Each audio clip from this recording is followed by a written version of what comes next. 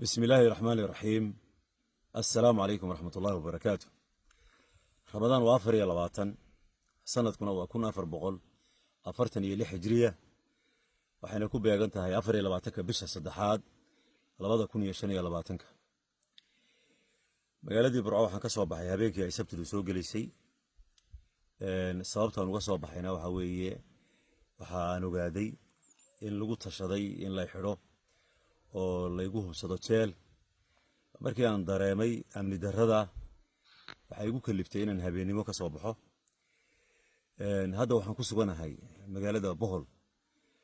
waxay ka mid tahay gobolka Sool waxayna u dhaxaysaa magaalooyinka Ceelaf Weyn iyo Xudun Xudun bay u sii dhowdahay waa nabad qab waa Ilaahay mahadi bala ma jirto waxaa jiray barnaamijkii khayriga ah ee kaalme kuwan وأنا قعدت كوهيني وهكذا قلي برنامج كا وح فرنا وأنو هوشوا ذوني قلال با فرنا قلال كاسوعي هايين قلال كم حابيستا يودت كلا أو دبن وحنون سنية غاردول مشاغنيان انت سيبا هكذا بيقلان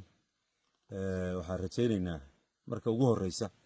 يعني نبت قليه الله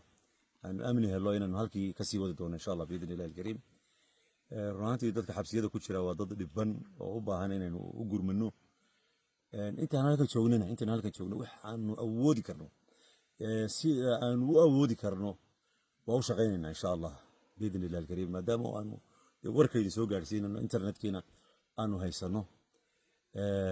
taasi waa taa waxaan kaloo aan doonayaa inaan ku baraarujiyo waxa igu saabsan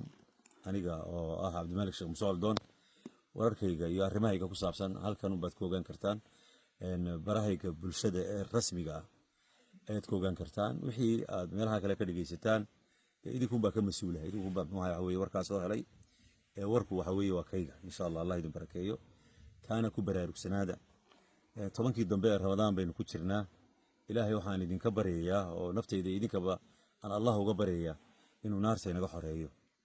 Ilaahay nagu daro kuwa uu naarta ka xoreynayo إن شاء الله بإذن الله الكريم هل وجود ذلك مع المها هري إن عبادته الله به صدقته لحوتيه خير بين يسكوب نهاي واحد لهذه ولكن عبد الملك شيخ مسعود دون والسلام عليكم ورحمة الله وبركاته.